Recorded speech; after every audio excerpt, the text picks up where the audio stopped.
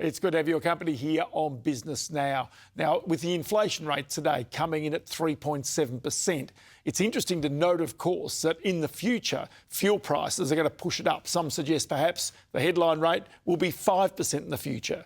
But one of the real problems and consequences of the current fuel crisis is a disruption to trade. Now, remember back to COVID.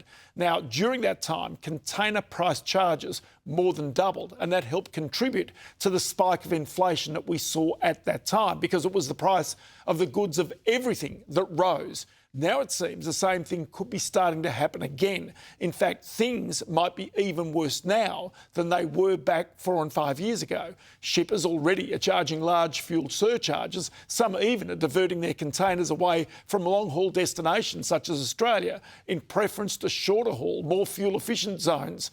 Paul Zalai is the director at the Freight and Trade Alliance, and I caught up with him a little earlier.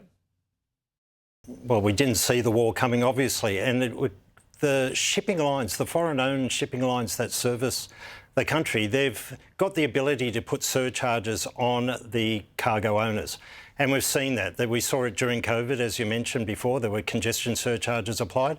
This time, a war surcharge. So it ranges in value from about $800 to about $4,000 a container.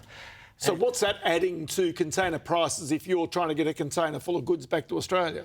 Well, again, much bigger issue on the exporters. Again, because most of our two-way trade to the Middle East, it's predominantly export focused.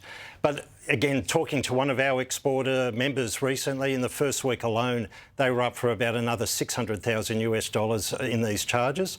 And speaking to them just before I walked in the studio now, that's up to $1 million. Wow. So, but the point is, it affects so many things. It's obviously the red meat trade, which is pretty important. It's going to be to sorts of grains that are going. So wheat exports are pretty large. Barley exports are large as well. So it's not just one small thing. It's a range of different things, isn't it? It is, yeah. So like last year alone, $2.2 billion in red meat and livestock to the Middle East region. We've got a situation even with our dairy, like about 36% of our dairy is for the export market. And horticulture, I think we had about 86,000 tonnes of horticulture going to the Middle East, obviously an arid area, so they very much value our citrus and other products there. But again, a massive disruption and another consequence of this conflict. OK, so when people think about shipping, they automatically think about ships on the sea. But what we're also talking about here is air freight. And air freight, because of the speed, its expedience, is actually valuable, but that's affected by these charges as well. It is. So again, what a lot of your listeners might not be aware about, 80% of our import and export through air freight goes in the belly space on passenger aircraft. So again, obviously that disruption that we've experienced and continue to experience has disrupted supply chains there. Fuel surcharges as well on top, both in air freight and sea freight. And obviously, again, your listeners will be able to relate to this for the domestic transport as well.